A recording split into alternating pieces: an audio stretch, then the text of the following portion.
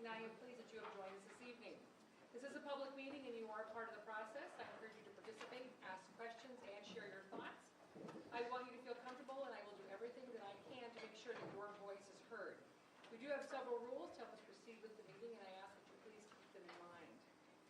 Please turn off your cell phones. If you need to take a call, step outside the chamber. When you wish to speak, simply raise your hand and I will call you forward to the podium. Brenda Wheeler, our city clerk, must record who you are, so please state your name, spell your last name, and state your address.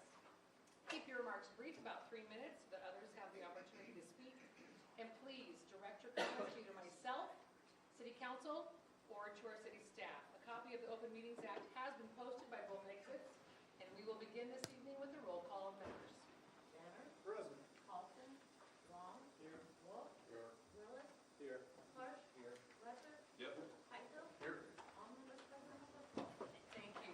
If you please stand and join me for the Pledge of Allegiance. I pledge allegiance to the flag of the United States of America and to the republic for which it stands, one nation, under God, indivisible, with liberty and justice for all. Thank you. Item number 4, approval of the consent agenda. So moved. Second. We have a motion and a second to approve the consent agenda. Please register your vote.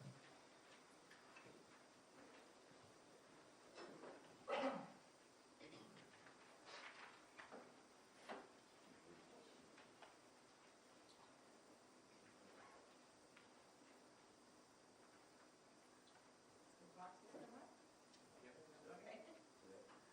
All council members present voting aye. Motion passes. Item number 5, consider resolution 2026-12 approving the newly elected fire chief and first assistant fire chief for the Blair Volunteer Fire Department as voted on. And accepted by the department. They are both here tonight and are prepared to serve for the remainder of the term until January 2nd of 2027, I believe the date. Thank you. Council, how would you like to proceed? I'd like to introduce Resolution 2026-12. Resolution number 2026-12 is introduced by Councilmember Heitel, approving the newly elected fire chief for the Blair Volunteer Fire Department and first assistant chief as voted on at the regular business meeting on February 5th, 2026. I'd like to make a motion to adopt Resolution 2026-12 as presented. Second. We have a motion and a second to adopt resolution number 2026-12. Please register your vote. All council members present voting aye. Motion passes. Congratulations, gentlemen. Congratulations. Thank you.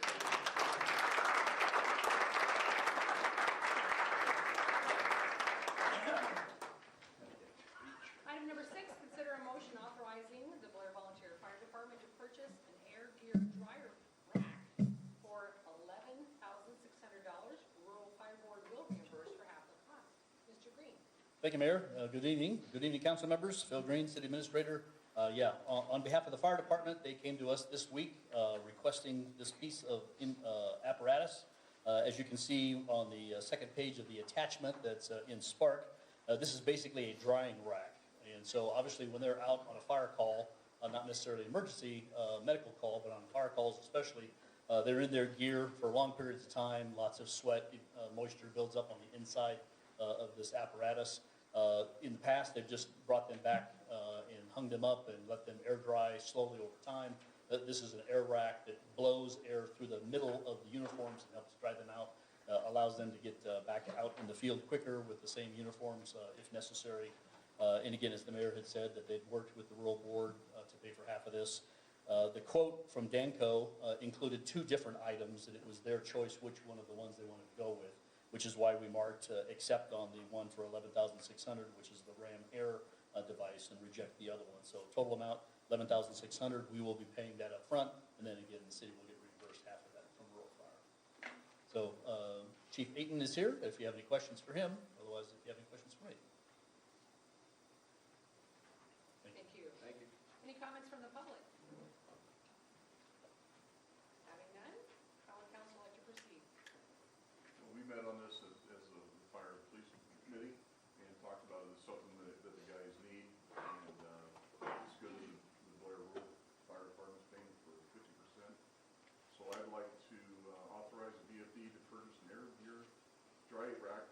Fire Patrol Board with the first half the cost.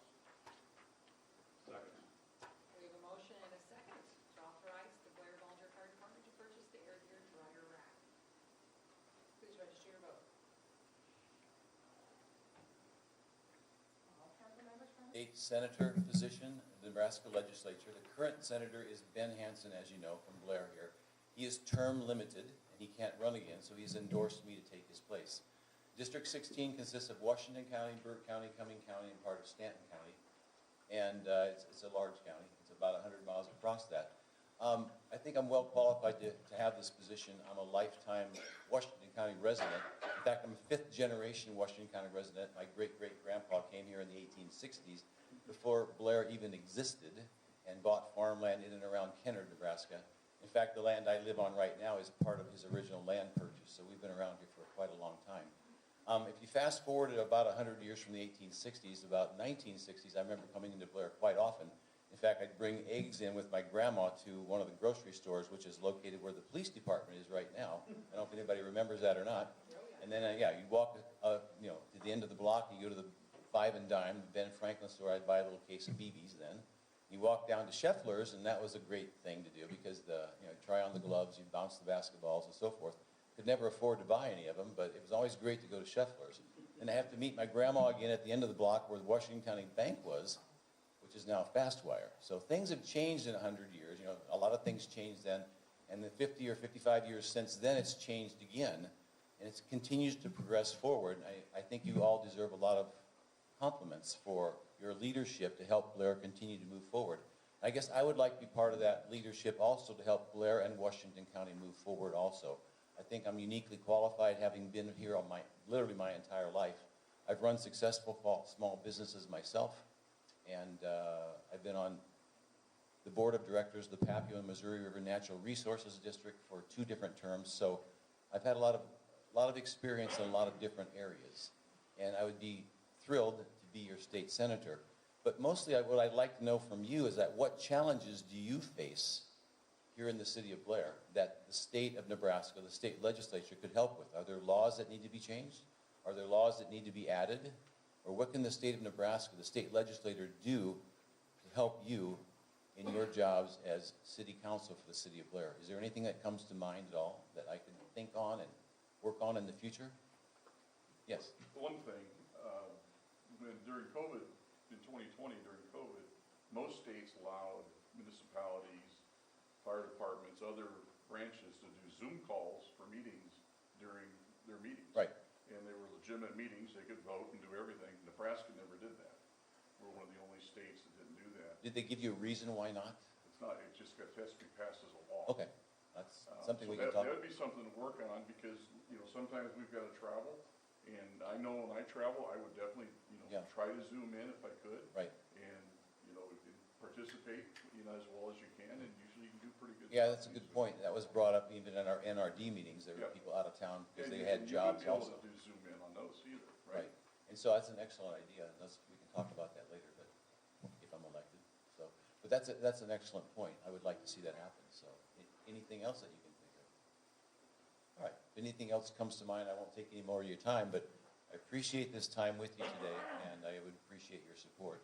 I've got some just basic information about me. Can I leave it over here or pass it out to you, or what Sure. should we do? Yeah. Pass it Pass over, it. sir. Okay.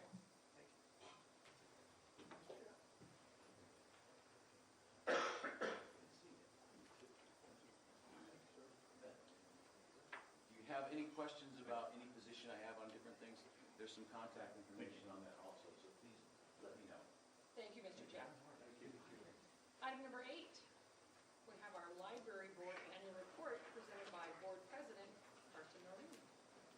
Good evening. Good evening. Hi, Council and Mayor. I'm Carson Rain. I am the current Library Board President serving here, and I want to go ahead. Is this guy up and running?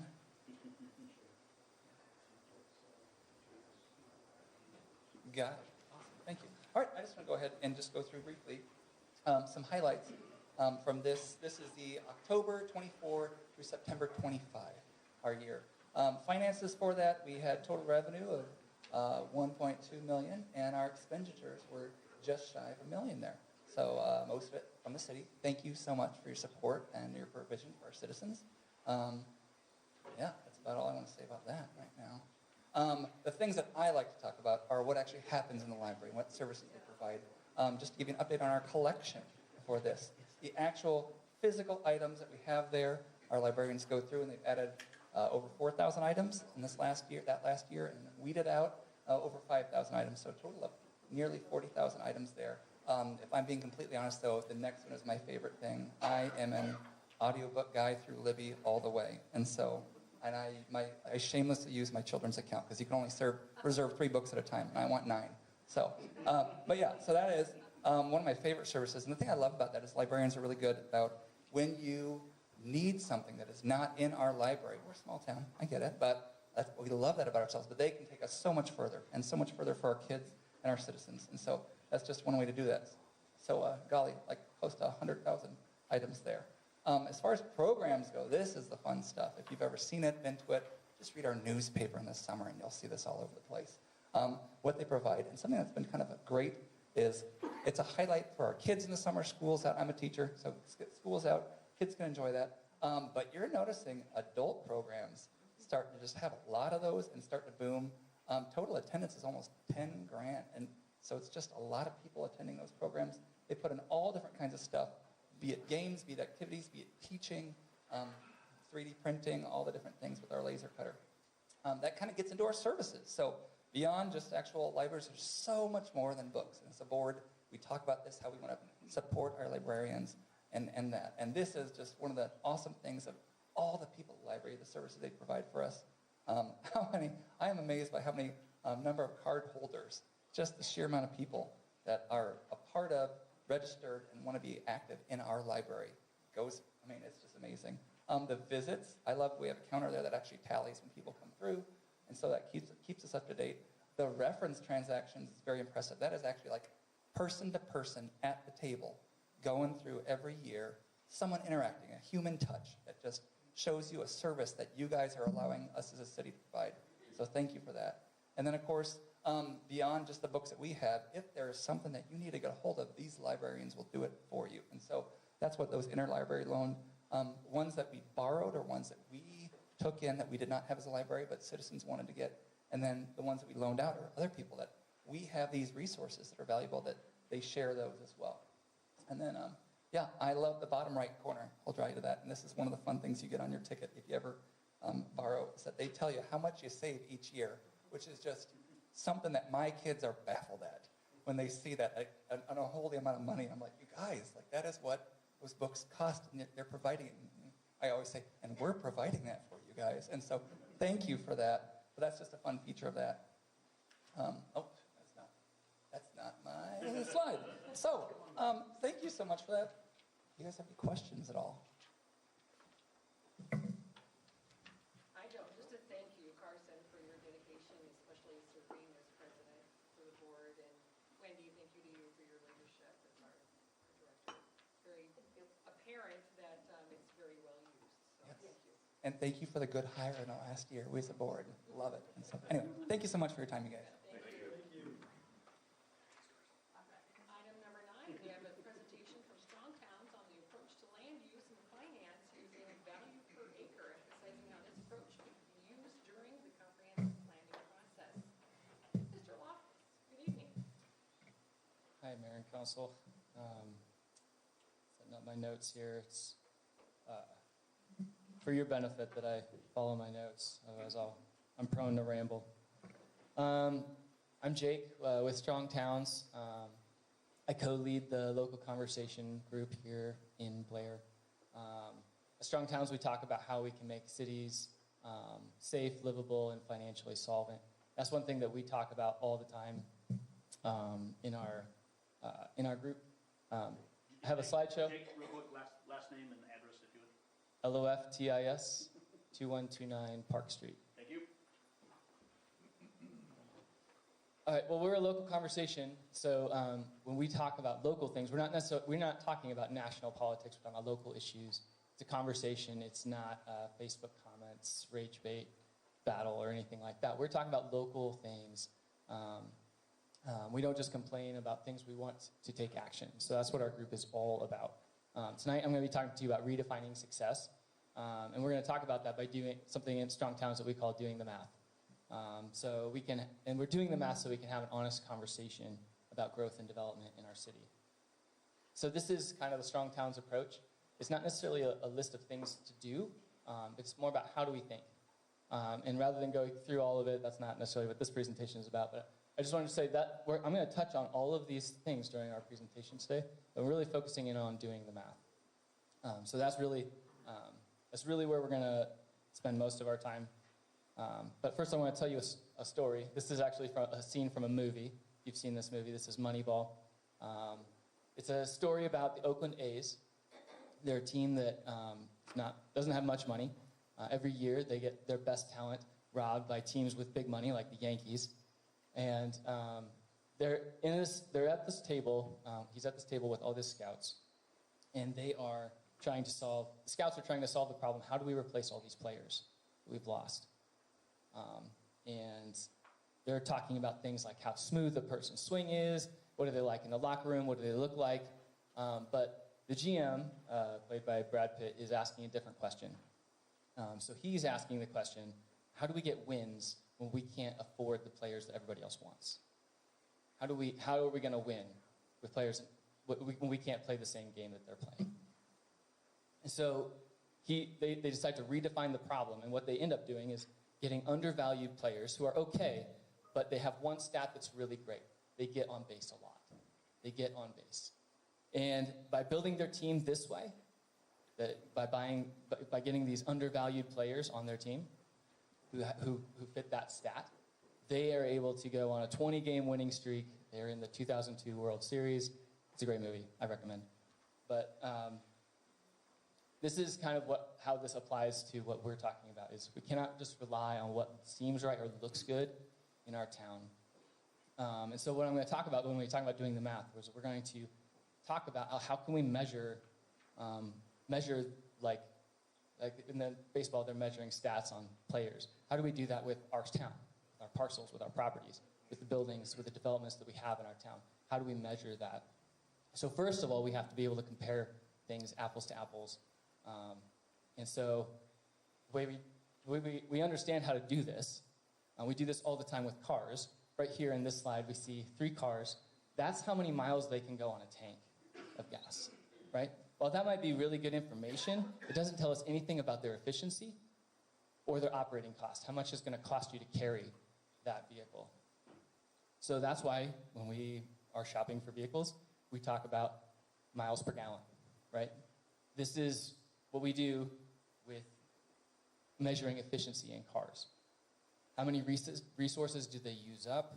And then we can compare these things now we are comparing these things apples to apples. And you can see the graph looks a lot different. We can do the same thing with our city. We do this with a $3 to $4 commodity. We should be able to do it with land, which is much, much more valuable. But if we don't have clear terminology for how to talk about this in our built environment, we'll end up asking the wrong questions. We'll ask questions like, does this project or does this development fit our zoning ordinances? We'll say, does it look good? Will people like it? And those are fine questions to ask. It's not that those are bad questions, but let's be honest, those questions are about preferences, even the zoning. They don't answer questions about value. If we were asking value questions, we would ask questions like, will this development be able to pay for the infrastructure? Will we collect enough taxes to pay for to maintain the infrastructure that serves it? Will it be a productive use of land? Is there an opportunity cost to using land this way rather than that way? So we have to be able to talk about these questions. Those questions I just listed are questions about resilience and financial solvency. And so we need to be honest. Otherwise, we'll just end up kind of just taking it on faith that every development will eventually pay for itself. We'll be able to pay for the roads, the pipes, all the things. So that's why when we talk about, we don't talk about, obviously, miles per gallon. We talk about value per acre. So what's the base resource of our city? It's land. We don't have a limit on how many businesses we can have or how many homes we can have. We have a limit on how much space we can take up. Limits like watersheds, rivers, county lines, distance to maintenance facilities, that sort of thing. And a lot of times when I hear developers come in and speak to the council, they'll talk about the total value of a development. They'll say this will bring in $35 million to the city. That is a total value. That's like miles per tank. When we actually need to be talking about, it misses the point. We need to be talking about how much land does it use versus, and the value that it's going to contribute. So to get a clearer picture of this, we need to be talking about things in terms of value per acre. Not just relying on what fits our zoning. We need to be asking this question. Will this be a productive use of valuable land? And so this is the challenge with this, is it's really hard to see productive land use. You might look at something, and we see all kinds of things here. We see buildings, we see businesses, people, cars. We know that there's some sort of value, there's a cash flow that's happening, and that cash flow is what we tax, right? And that's how we pay for the infrastructure. Things we can see, like street, sidewalk, parking. Things we can't see, pipes, things under the ground, right? It also pays for the services, the fire, snow removal, police. We know that there's some sort of cash flow that's happening here, but it's really hard to see. So to make good decisions, we need to actually do the math. This will actually be what will help us see the value. And so that's why the thing that we are advocating for is being able to do math on the city. So what you're seeing here is this is basically like a heat map. This is done by a company called Urban 3. They do this type of work they didn't pay me to be here. I'm just advocating for this kind of work. This is what they do. It's a heat map, so you can see the parcels with high value are higher, and the low value parcels are cooler and shorter, right? So this is a way of making that invisible cash flow visible. You can see where is the value in your city? Where is the value coming from? How much does it look like on a per acre basis? So this is what it looks like in numbers. So this is total value. We talked about that earlier. This is the total value of this building. This is in Urban 3's hometown. This is more of Urban 3's work. This is the total value of the Walmart. This is the total value of this building right here. And so when we look at those two developments, it looks like, well, one, the Walmart is obviously outperforming it. But that's total value. That's like miles per tank. So when we look at how much land it consumes, it's a much different story. So Walmart takes up 34 acres. This building right here sits on 0.2 acres of land. So that means there's going to be a lot of frontage road, a lot of pipe, a lot of stormwater runoff that's going to be involved in the infrastructure of this building. So when we start looking at them on a per acre basis, it tells a very different story. So this is property tax per acre, sales tax per acre, residences per acre, obviously nobody lives at Walmart, and jobs per acre, right? And so this is a story. This is not saying we can't have Walmarts. Walmarts are bad, but now we can have an honest conversation about what the opportunity costs are of building one way versus another. This is another thing that value per acre does. This is more work that Urban 3 did in Springfield, Missouri. You can see here we got low density to high density, different uses, residential, commercial, mixed use. Right here, you can look at the values. These are just average properties. They were the median properties in the analysis they did of the whole city. The highest value comes right here in mixed use, high density. Right, so when we get down here in this quadrant right here, this is where you have the most high returning asset or properties. That's where you're going to see these type of spikes. Those aren't high-rise buildings. They're probably buildings that look like that. And these are the lower value properties. Now, when we like think about how much of our city is zoned for this versus that. Now we can kind of see, oh, well, are we using our land use in valuable ways? So this is what the kind of things that doing value per acre analysis can show us. Having a true, honest conversation about this is the kind of value that we can expect from this type of properties, this type of land use versus these land uses. Once again, not saying that we can't have any of these. It's just a matter of, is there going to be enough to make up for the losses? So that brings me to this next thing. This is more work that Urban 3 does. This is a return on investment map. So red is losses, black is profit, I guess. And so this is their analysis of Lafayette, Louisiana. This is where they're actually doing math on how much infrastructure, what are the infrastructure costs for this parcel? How much road does it use? Actually doing the math of how much road, how much will it cost to replace it? How many pipes? How much will it cost to replace it? And how much the revenue the city's collecting? And what's the difference between those two? So this is a map of the whole city. And this is actually a city that went pretty hard in low density residential. And you can see they're dealing with a lot of losses. So they're having to make hard decisions about what roads do we maintain? What parks do we let go? Which is kind of like triage. Because they didn't have enough, they didn't do the math to find out that these things are all going to be ending up in losses. And some of these you can see are huge. So here's what this looks like, wrapping up. This is what it looks like on a map. So we got 3 different developments. So the question is does density matter if the revenue is the same? So we've got low density, medium density, high density. This requires 2.7 miles of infrastructure.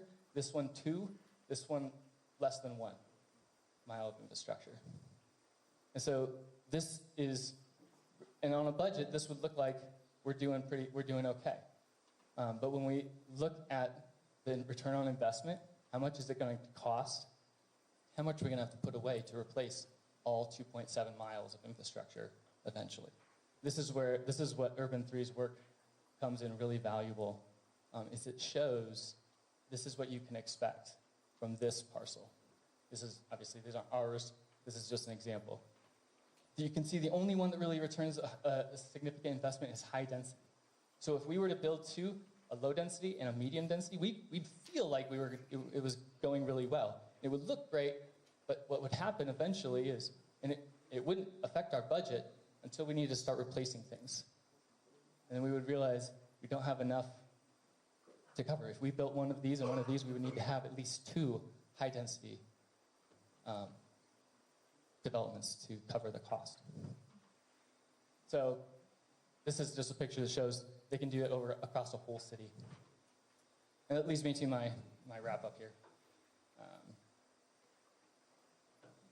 So value per acre in Blair.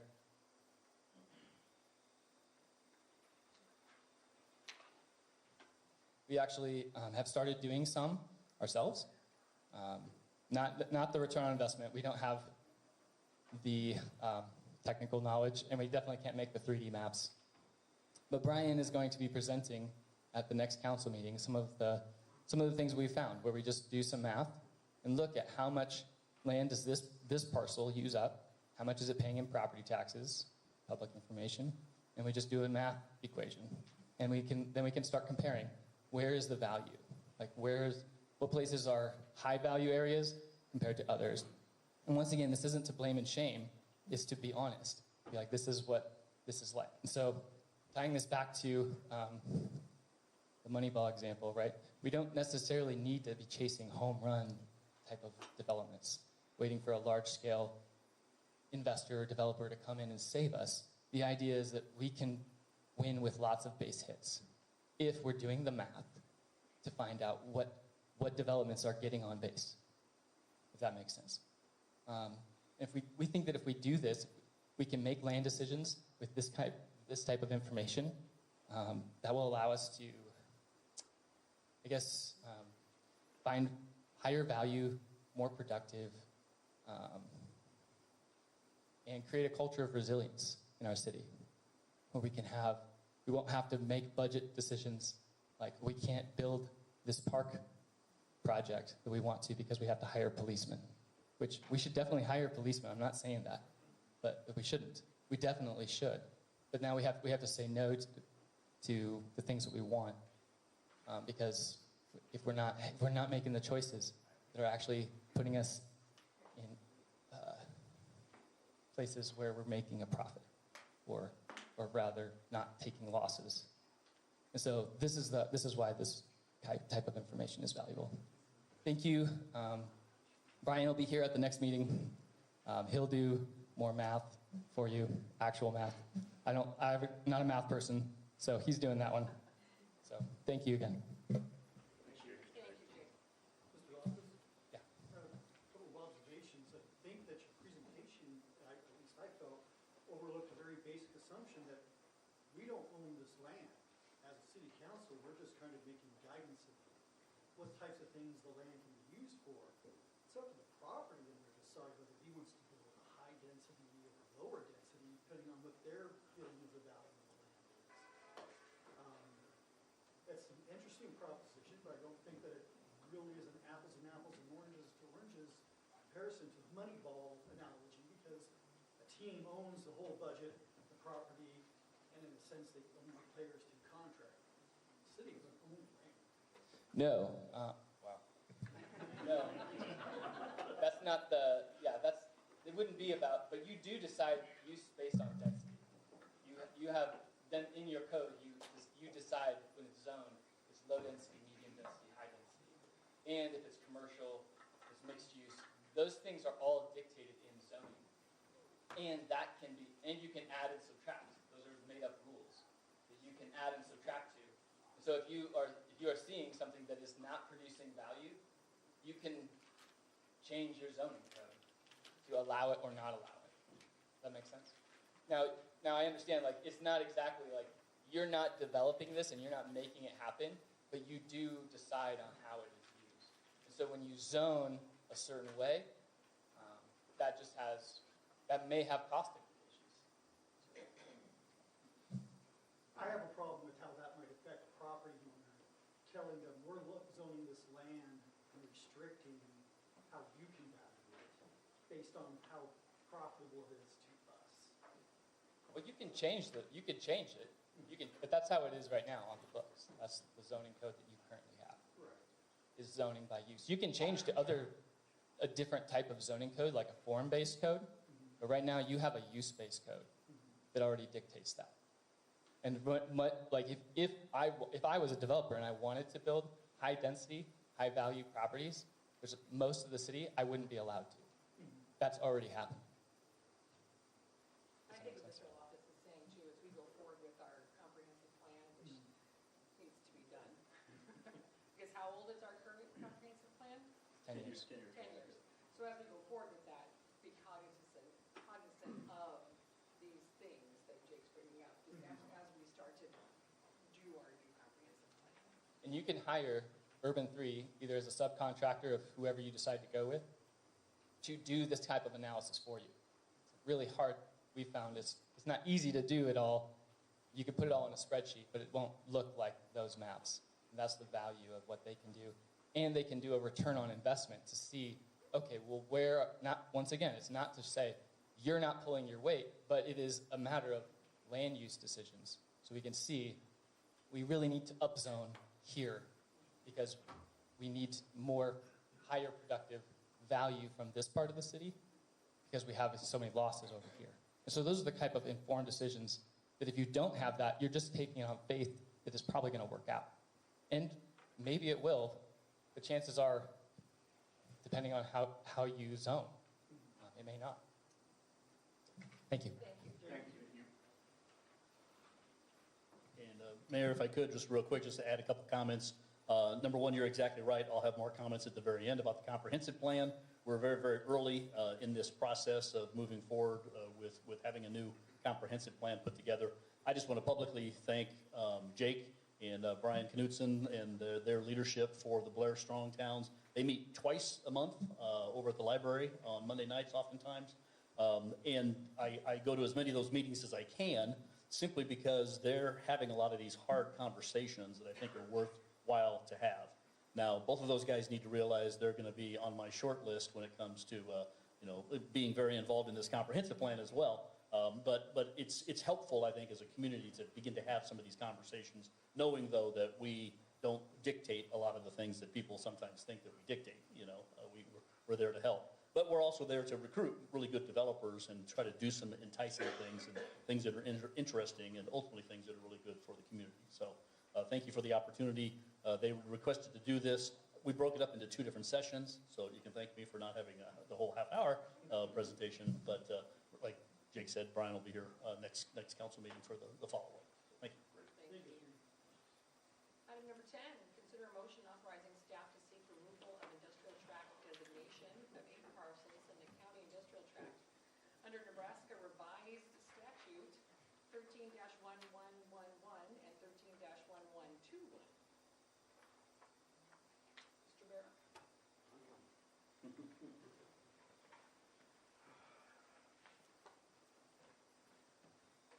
Good evening, Mayor and Council. This evening, we'd like to talk to you a little bit about the industrial tract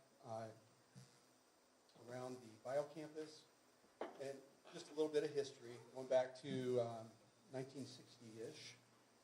Nebraska had very few, if any, financial incentives for development, particularly industrial development. And so one of the things that they did is they created these county industrial tracts, which, long story short, it basically built a fence around these designated parcels that would disallow any kind of annexation by the municipality, thereby saving them city property tax. And back in the early 80s, 81 and 82, there were 3 tranches of parcels of land that were designated as county industrial tracts. Several of these pieces have already been removed from that designation because they didn't develop in accordance with the statute, didn't meet the definition. Their primary use did not meet the definition of industry as it's set forth in the statute. And we're going to talk to you about 8 different parcels this evening that are in that same boat. Under Nebraska law, we can petition the county board to pull these from that designation in even-numbered years in the month of March. We're coming up on that time. Okay?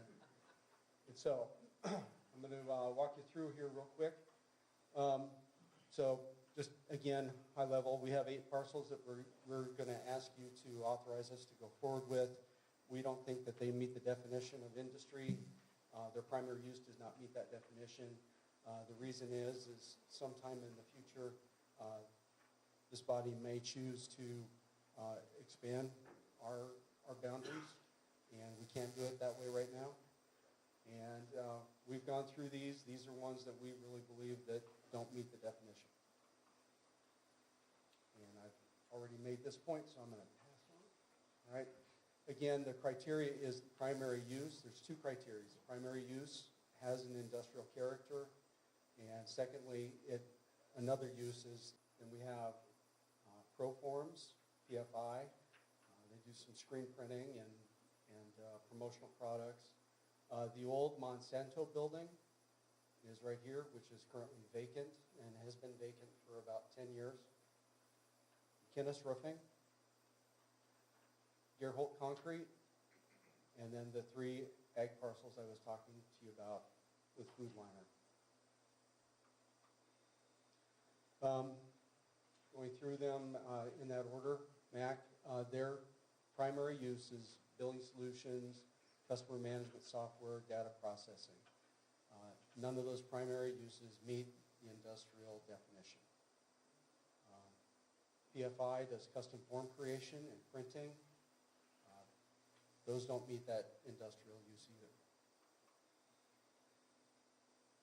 McKinnis Roofing, their primary business is commercial and residential roofing. They do bend steel components, but it's for sale to the general public, and that is one of the conditions that you can't do retail-like sales to the general public, according to the statute. Here are the 3 food liner parcels, just south of, just south of the marina, undeveloped since 1981 when they were designated. Gerholt Concrete, concrete batching, aggregate operations, does not meet the definition. And then lastly, the Monsanto building, it's unused and vacant since 2016. It's currently being held by a property management company, or a holding company rather. And I think it's being used for storage by a neighbor. So you can see all of those properties fail the primary use definition, condition of the statute. 3 of them were never developed at all. So we're seeking your permission this evening to go before the county board at one of their meetings next month to ask the county board to consider removing them from that designation. It doesn't mean it's going to happen, and they may decide not to take action right away. I think the last time that they did take action on something was 2008. And I think Phil was involved in that, and they didn't act on it until the following September. So it's not something that's going to happen right away, but we are coming to you to ask for permission to go ahead and make that request. So Aaron, they don't have to act in March, we just can only request. That is correct. They can take their time. Yes. March of it even. Yes, and I think the moon phase plays a role too. So. Do you have any questions for Mr. Barrow? Thank you. Thank you. Any comments from the public? Having none, how would council like to proceed? I'll make a motion to authorize staff to seek removal of industrial tract designation of 8 parcels in the county industrial tract under Nebraska revised statute 13-1111 and 13-1121. We have a motion and a second to authorize staff to seek removal of the industrial tract designation. Please register your vote. All council members present voting aye. Motion passes. Item number 11, consider resolution 2026-13, creating the employee wellness reimbursement program. Mr. Wool. Good evening, Mayor and City Council. Ben Gould, HR Manager for the City of Blair. Tonight before you is our Employee Wellness Reimbursement Program. I think this has been in the hopper for about 12, 16 months that we've been trying to track down everything and put it all together with a nice bow. Tonight, the purpose of this program, or this policy, is designed to support our employee health, the fitness, and overall well-being. Healthier employees, as we've seen before, generally lead to reduced absenteeism, improved morale, and long-term health care cost savings. So with this program, we have essentially 2 buckets that our employees will be eligible to submit for reimbursement. The first is 50% off of eligible fitness expenses from gym memberships. So if someone has a gym membership, they can submit a receipt. If that receipt is $50 every month, the city would reimburse them $25 for that month. We felt it wasn't fair and fiscally responsible to pay outright the full cost upfront for each reimbursement, mainly to also provide some skin in the game for the employees. You know, it's not just a, hey, here's free money, but this is a program we're all working together for that wellness overall. So the maximum amount per month is $36 per employee. That's an annual cap of $432 per employee with no carryover.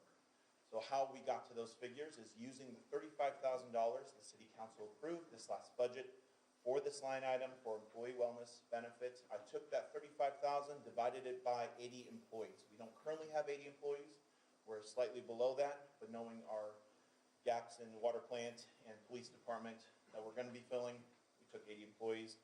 That came out to $36.45 per employee. So we just rounded it down to give us some room, but $36 per employee. Like I said, gym membership is one of those buckets. That's fitness studio classes, some digital fitness subscriptions too. As the city council said too, we don't want to just give nice reimbursement just to one gym or one entity, so we wanted to leave that open. So fitness from YMCA membership or membership from Anytime Fitness, we wanted to leave that open. The second bucket is for the fitness equipment. So that can be weights, a treadmill, excuse me, my wife's laughing at me at home, resistance bands, even wearable fitness trackers. So we wanted to provide those two buckets, again, to promote the overall well-being of our employees, not just limit it to receipts from gym memberships. Employees must submit an itemized receipt showing the vendor date and amount paid. Gym receipts are submitted quarterly to help ease as we pay out these employees, so it's not just constant inflow of receipts and trying to get all that on the payroll. There is what I would say, a ticket to get into this program, and that is proof of your proof of a annual physical within the last 12 months. So employees are not eligible to receive reimbursement unless they can show us proof of going to a physician and getting their annual physical. Again, that's promoting employees to help with that preventative care, again, overall well-being. For this first year, since this is new, we decided to waive that requirement of the physical, but starting October 1 of this year, 2026, if the employee wants reimbursed November 13th, 2026, I'm going to ask, show me proof that you went to your annual physical. We went back and forth on this, how this proof was going to be done. We have, and I don't think it's attached today, but we actually came up with a form. It's a City of Blair form that is very, very basic. We don't want to get anywhere close to, and I don't want to see anything that goes on at a physical of any doctor notes or anything, but it's a form that the employees have to come to me, ask for it, I give it to them, the physicians just sign and put the date of when that employee has seen their physician. They sign it, they return it to me, no questions, because I don't want to get too close to HIPAA or anything like that. So, with that, the last thing, again, it's only eligible for full-time employees, and the dollar amounts are taxable fringe benefits. So it's not just a straight flat dollar amount that can go in their pocket. Any questions? I do have Erica Stark. She got married, excuse me. Erica Stark representing the CAT committee, because we did present this to the CAT committee. Again, City Alliance team, made up of several representatives throughout the city. She's here too to answer any questions or anything. So. Thank you. Good job. Any comments from the public?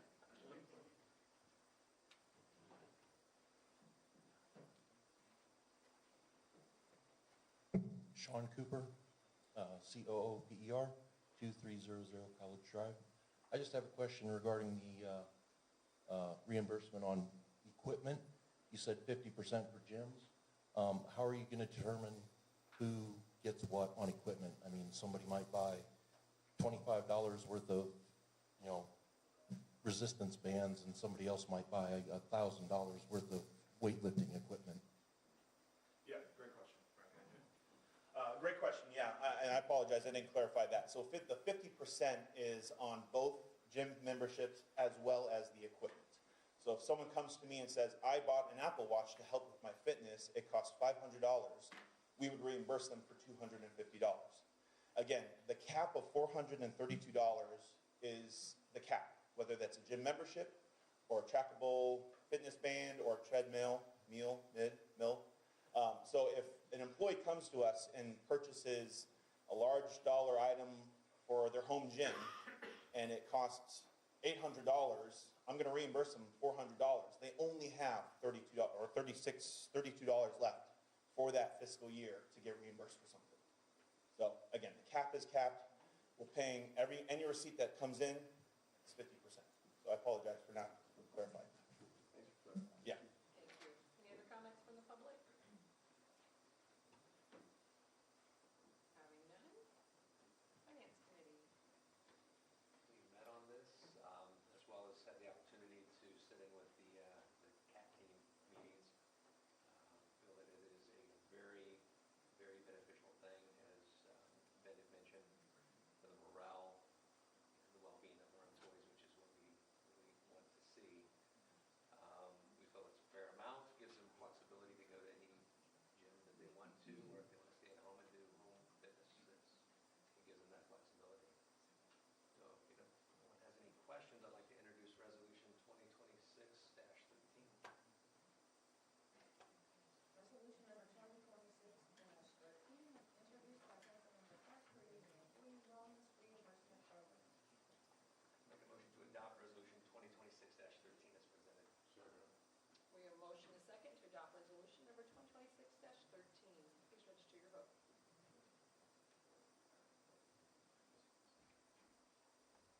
All council members present voting aye. Motion passes. Item number 12, consider resolution 2026-14, approving amendment number 3 with HDR for the Highway 75 pump station project. Mr. Heaton, first time we're seeing you tonight. I know, Shocker. and I'll keep it short. Ooh, Thank you, Mayor. As the council knows, we've been working with HDR on design and plans for a new pump station along Highway 75, just south of the Blair YMCA. When we first started talking to the landowner that has this property, they had mentioned that there's some interest in developing the lot. At the time, it was maybe some mixed housing, nothing too carried away. So we had tentatively agreed that in exchange for the property, we would look at considering paying for the access off the highway. We have the connection to the state to get that kind of stuff done. Since then, the property owner and the developer have come back with a little more fleshed out development idea, more multifamily use and commercial use. And I think that will be coming to the planning commission and the council in the coming months. But given that there might be more scope to their development, NDOT asked for a traffic study. And so we've asked HDR to draft this amendment to include that traffic study as part of their engineering. One thing I will point out that we did save a few dollars working with NDOT, that we were able to get all of that. Everything's talking to each other, sorry about that. But we did talk with NDOT, and they're going to share all the traffic data they have from the Hollow Road bypass studies, so the city doesn't have to do any other data collection. They said all of that data was new enough, and they would accept all of that for this study.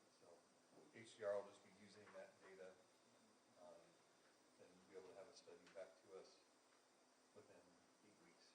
So that should time out pretty good with what the developer's plans are, and then we'll continue to coordinate with them how much the city will be involved in whatever construction needs done, whether the state comes back and a simple access is all we need, or if we need turn lanes and things like that. Any questions?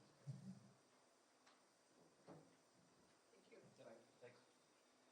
Any comments from the public? Having none, Water and Sewer Committee. Did you meet? Yeah, we did. Yeah, we did meet on this. Sorry, Nebraska was playing, so. Yeah, just like CJ had mentioned, right? So some of the scope has been defined a little bit more. We need to do a traffic study. So, if there's no questions, I'll introduce Resolution 2026-14. Resolution number 2026-14 was introduced by Councilmember Lesser, approving amendment number 3 with HDR for Highway 75 pump station project. Motion to adopt Resolution 2026-14 is presented. Second. We have a motion and a second to adopt resolution number 2026-14. Please register your vote.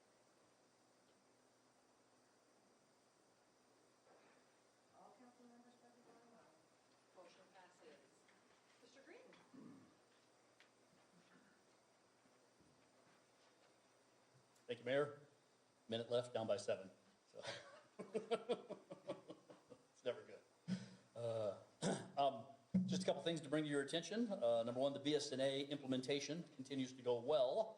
I'm really, really excited about the program. I mean, I have great high hopes that it's really going to increase our efficiency across the board. But as any of you know, when you get a brand new software package, even though you've been kind of trained on certain basic parts of it, it's like, okay, now I got to sit down and drive this car. How do I exactly do that? And so we're at that kind of somewhat awkward stage.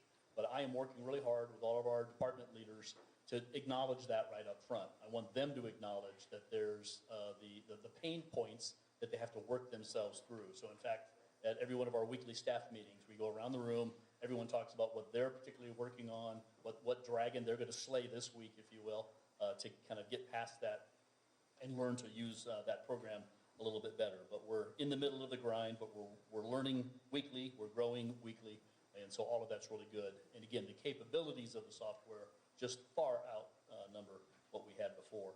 Regarding the utilities specifically and the paperless accounts, pleased to let you know that we're up to 76% of those now who have registered for the paperless.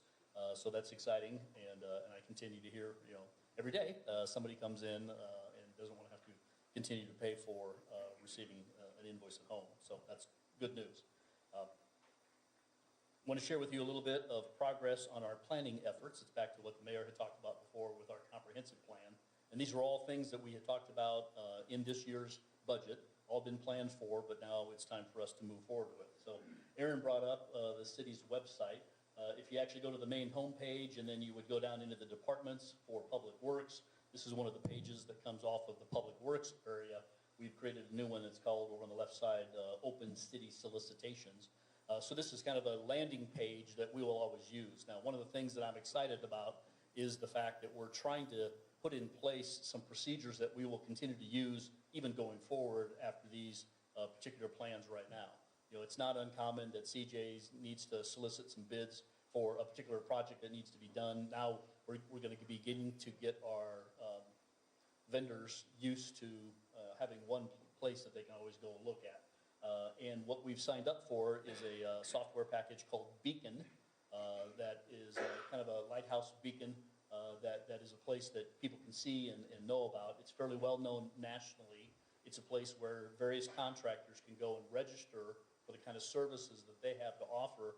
And then any municipalities that use the Beacon service who put something out for a particular kind of vendor, then they automatically get contacted and told when we post some kind of a bid request or something like that. So this happens to be, again, the landing page that comes off of Beacon's site and kind of emulates a little bit of what's there on ours. And right now we've got one of the offers that's out there. So this happens to be a request for qualifications for our Safe Streets for All grant that we got. So as you may recall, we got a planning grant for Safe Streets for All, which is, again, designed to help put together the overall city plan for what we want to do when it comes to safe streets. You have to have one of those in place then in order to qualify for any future grants that would be the actual construction. So this is the planning side of it, not the construction side, but you have to have those things in place as well. This is the Beacon site then and where they would go and where they can register. They can download the information, what the RFQ says. This happens to be an RFQ that we had put together in-house using some demos that came from Beacon as well as some AI. I don't have time tonight to go into the AI, but we're really starting to learn as well. I'm just finishing up a class that I've been taking on AI prompting. I really do think it's something that's going to be key and critical for us moving forward to just kind of help do better work in-house on our own and quicker. So this is the one for Safe Streets for All. We should have these proposals back within a month, and we're hoping at the second meeting in March to have a recommendation for you for the vendor that we're going to go with for the Safe Streets for All.